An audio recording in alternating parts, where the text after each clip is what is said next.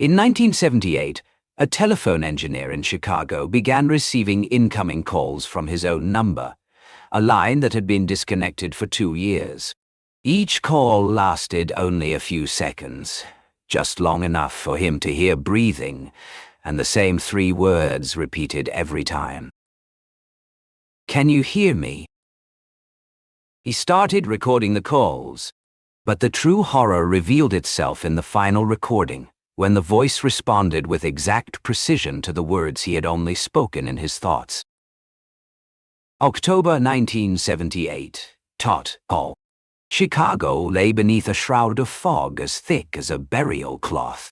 Telephone lines ran parallel overhead, dark cables bending and swaying in the wind. In a small house at the end of Lincoln Street, Frank Delaney sat alone among stacks of old technical diagrams. He had once been a maintenance engineer for Bell, a man who understood every vibration in a transmission line, every fault signal hidden in the system. Since Linda's death, the house had known no sound but the ticking of the clock and his own breathing. That night, as Frank rechecked an electrical circuit in the living room, the telephone rang. The sound was dry and deliberate, lingering longer than it should have, like a distorted heartbeat trapped in thickened air. He glanced at the display. From Frank Delaney. The number had been disconnected for 2 years, ever since Linda died. He remembered it clearly. He had personally called the exchange and requested the old line be terminated, unable to endure the phone ringing in the middle of the night with no one on the other end. Frank lifted the receiver. There was no voice, only breathing. Soft, steady, too close, as if someone were standing directly behind him. Through the veil of static, 3 words emerged. "Can you hear me?" The voice was cruel in its familiarity. Every cell in his body froze. Then the sound vanished. The call ended with a long scraping hiss, like metal dragged across a steel wire. He sat motionless for hours, staring at the phone as its indicator light went dark. The engineer's instinct in him tried to dissect the event: signal interference, electromagnetic feedback, some kind of loop through an intermediary line. But no system could simulate a number that had been disconnected. No device could display the listener's own number as the caller. The next morning, Frank drove to the old switching station on the outskirts of the city. The room was heavy with the smell of ozone and iron dust. He searched the data stored on magnetic tapes. No incoming calls, no outgoing calls, no trace of activity from the old line. Nothing but absence. He looked up through the clouded glass windows. Outside, hundreds of crows lined the overhead wires, perfectly still, their heads all turned in the same direction, toward his house. When Frank returned home, he lifted the receiver once more. The line was silent. But when he placed it back on the cradle, the breathing returned, fainter, farther away, yet unmistakably real. That night, he did not sleep. Wind whistled through the gaps in the walls, carrying with it the low vibration of power lines, whispering as they swayed. Inside Frank's mind, the 3 words continued to echo in steady rhythm, merging with his exhausted heartbeat. "Can you hear me?"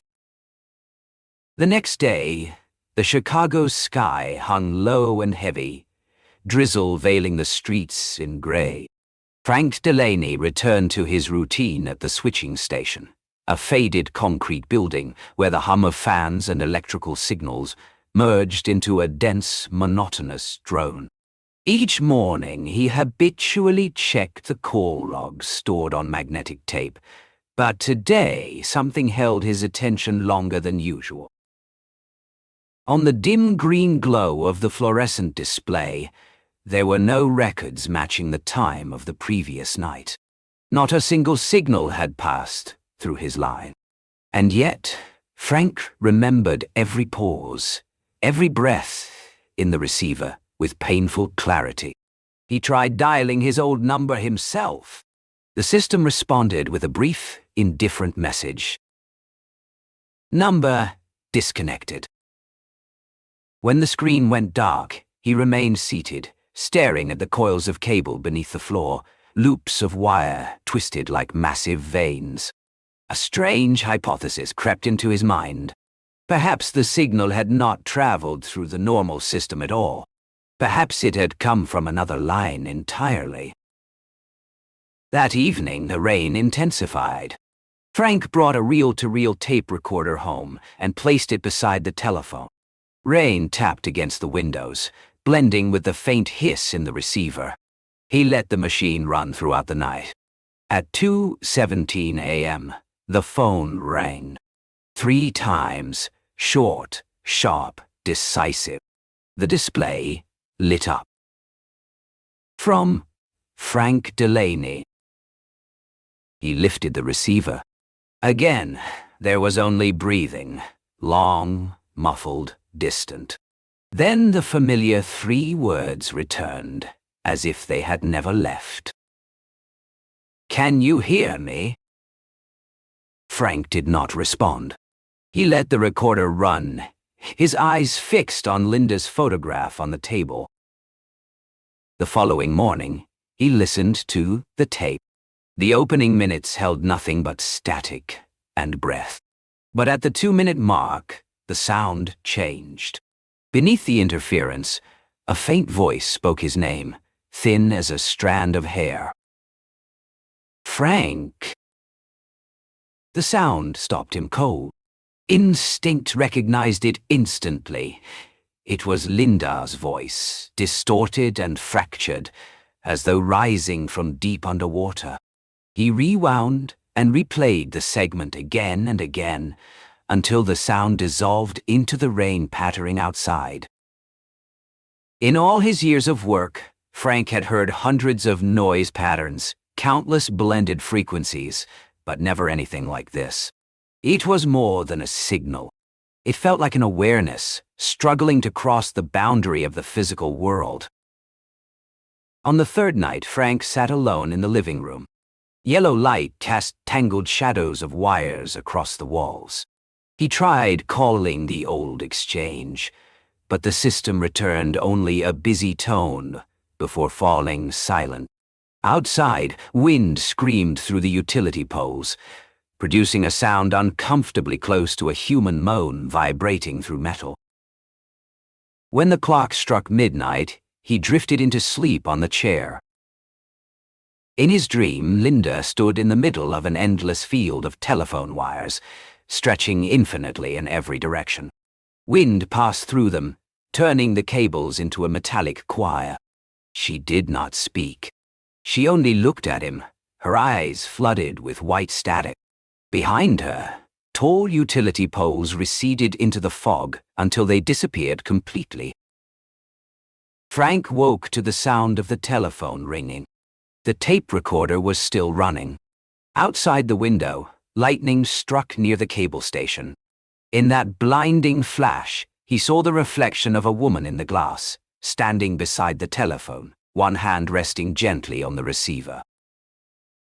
The thunder faded. The light vanished. In the darkness, the phone continued to ring. This time, it did not stop. 3 days later, Chicago awoke beneath a strange, colorless sky.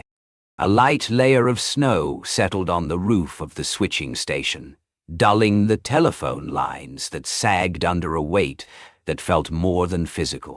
Frank Delaney carried the recorded tape into the audio archive, a room where he had worked for over 20 years, now reduced to a handful of aging machines humming quietly in the cold. He replayed the recording from the previous night. Static filled the speakers, followed by breathing, then the sound of his name. Frank sat upright, his heart racing, yet his movements remained controlled, the discipline of a man who had analyzed thousands of signals.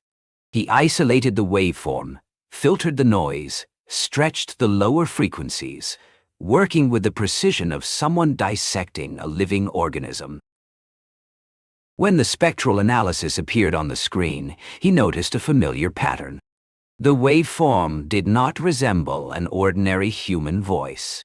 Its structure closely matched a vocal sample he had once recorded of Linda years earlier, during a routine test of their home telephone system. He had nearly forgotten it, but the tape still existed in an old archive drawer. Frank loaded both recordings and ran them side by side. The result displayed on the monitor showed a 92% match. The accuracy seemed to drain the warmth from the room. Frank stared at the screen, the world shrinking until only 2 electric signatures remained. From that moment on, he could no longer treat the sounds as random interference. A question took hold of him. If a telephone was merely a conduit for signals through wire and current, then could human consciousness find a way back by the same principle? If Linda still existed somewhere within the vast network of cables and metal, perhaps he had opened a door without realizing it. He decided to reconnect the old line. That night, inside the silent house, Frank spliced a private circuit from a secondary exchange, creating a route only he knew existed. An old black Bakelite telephone was placed on the table, a mediator between 2 worlds. When the current flowed, the first sound was not a ring, but a faint exhalation, like wind passing through human lungs. He adjusted the frequency, spoke a few test phrases, then fell silent. There was no reply. Yet in the receiver, something moved. Soft, distant, like slow footsteps traveling deep within the cables. Frank remained seated through the night, gripping the handset. In the dim light, Linda's presence felt clearer than ever. He sensed her through the static, through every subtle vibration. This was not a memory of the past, but a presence, indistinct, cold, and patient. Near dawn, he powered down the equipment and left the room, but the hiss of interference lingered in his ears. He knew he had touched something that should not be disturbed. And yet, like any engineer haunted by an unanswered question, Frank could not stop. He began documenting everything, the exact time of each ring, the frequencies of distortion, the silences between breaths. Each night, the sounds grew clearer, as if whatever waited on the other end of the line was learning how to speak, learning how to call him back. In his journal entry dated November 12th, Frank wrote a single line. "If that voice truly belongs to Linda, then I have heard the dead. If it does not, then who or what is imitating her?" The following week passed in long, dense hours of silence. Frank Delaney barely stepped outside his suburban house. Dust settled over the windows. The clock remained frozen at the same hour, and the only sound left in the building was the faint vibration traveling through the old line he had reconnected. Inside, yellow light washed over stained walls covered with hundreds of handwritten notes, frequency markers, call times, durations of interference. At the center of it all, the black telephone sat motionless, like an object that knew how to wait. Frank could not sleep. He sat before the equipment, one hand resting on the receiver, eyes fixed on the reel-to-reel tape as it spun. Each rotation felt as though time itself were reversing, pulling him back to the last moments when Linda was alive, when her voice traveled through the line, so close it felt almost tangible. On the night of November 18th, the phone rang. Frank did not flinch. He slowly lifted the receiver and pressed it to his ear. The opening sounds were familiar: breathing, electrical hiss, something shifting between layers of static. Then came a deep, hollow pause. In that instant, a thought crossed his mind. "Say something different, Linda." The response came without delay, without distortion. Only a breath as thin as a strand of hair. "I am trying." The receiver slipped from Frank's hand. The room seemed to stop breathing. He repeated the experiment, forming other sentences silently, thoughts he never spoke aloud. "Each time," the voice answered. "Sometimes with words. Sometimes only with subtle changes in rhythm and breath." Gradually, unmistakably, he understood. Whatever waited on the other end of the line could hear his thoughts. He reviewed the recordings. Every sound aligned perfectly with the moments he had only thought, never spoken. There was no technical explanation, no room for coincidence. For a man who had built his life on logic and machinery, the foundations of reason began to fracture. From that night on, he did not leave the room. Each night, the calls returned, sometimes lasting only seconds, sometimes stretching on for minutes. Linda's voice grew increasingly distorted, as though the signal were forced to pass through countless layers of corroded metal, through time itself and a body long gone. Every word carried the texture of damp steel, like rain striking exposed cables. Frank recorded everything. He whispered questions inside his mind, and the voice replied. Sometimes in language, sometimes in cadences that resembled a heartbeat. Then, one night, he heard other voices. Beneath the static came breathing, sobbing, fragmented calls without words, dozens of them, sometimes hundreds. The sounds overlapped, merging into a low, resonant hum, as though an entire graveyard were whispering through a single line. Frank sprang to his feet and ran outside. The air was still, yet the power lines trembled violently, emitting noises disturbingly close to human cries. Streetlights flickered, casting a cold white glow across his skin, pale as a corpse. He felt Linda everywhere, in the cables, in the air, in the pulse of electricity flowing beneath the ground. When he returned to the room, the receiver hung loose, still transmitting a steady sound like measured breathing. He stepped closer and placed his hand upon it. The voice whispered again, no longer distinctly Linda's, but a chord of many presences speaking as one. "We can hear you." Frank lowered himself into the chair, his hands trembling.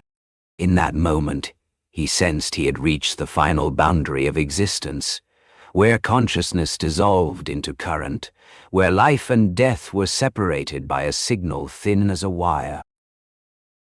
On the table, the tape continued to spin, releasing a steady hiss that stretched on like the last breath of the world.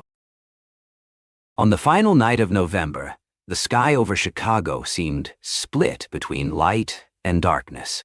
Snow fell thickly as wind swept through the overhead wires, drawing out low, resonant tones, metal singing to itself. Inside the small house at the end of Lincoln Street, Frank Delaney sat amid a web of tangled cables, his eyes sunken, his breathing slow and heavy, like that of someone who had already left the world long ago. On the table, the old black telephone remained where it had always been, its receiver connected to a newly assembled network of wires, a line Frank had personally routed straight into an abandoned switching station on the outskirts of the city. He had spent 3 days completing the connection. Current now flowed through forgotten underground circuits, merging with a system cut off from Chicago for more than a decade. A solitary transmission path, absent from every technical map. Frank switched on the tape recorder. The reels turned slowly, steadily, like the heartbeat of a body nearing its end. On the walls, hundreds of handwritten notes fluttered loose, drifting down like pale snow in the dim light. He stared at the telephone, a final thought echoing in his mind. If Linda is truly there, tonight I will hear her more clearly than ever before. At exactly midnight, the phone rang. The sound stretched unnaturally, warped and echoing through the room. The display showed nothing, only a faint blinking indicator. Incoming call. Frank lifted the receiver. There was no breathing, no static, only silence, so deep he could hear the blood moving through his own body. Then, from somewhere within that emptiness, a voice emerged. Weak, intimate, impossibly close. It was no longer Linda's, nor was it a chorus. It was his own. 3 words came slowly, perfectly aligned with the pounding in his chest. Can you hear me? The room trembled. Lights flickered wildly, then went out. A sharp crack erupted from the cable system, the sound of voltage breaking through its limits, of something burning itself apart. Smoke spread through the house, carrying the bitter scent of melted plastic and ozone. The next morning, telephone workers found the house drowned in darkness. Power was out, yet the tape recorder was still running, its red light pulsing faintly. They discovered Frank Delaney seated in the chair, the receiver still in his hand, eyes wide open, lips slightly parted as if listening. Across the floor, a scorched line of cable led straight out the window, disappearing beneath the snow. The final tape was examined at the testing facility. The opening held only static. Then came Frank's slow breathing, followed by Linda's voice, faint, distant, but unmistakable. Can you hear me? Silence. Then, a few seconds later, a man's voice replied. Identical to Frank's, yet coming from the opposite end. Can you hear me now? When the tape ended, the electrical system in the lab flared once. On an aging display panel, a line of text appeared briefly, impossible, unaccounted for. Incoming call, Frank Delaney. Then everything went still. Outside, wind moved through the web of power lines, carrying a sound as thin as a quiet laugh, a small, fragile echo swallowed by the cold white sky. A disconnected line can always be restored. But sometimes it is not meant to call. Only to let someone be heard one last time.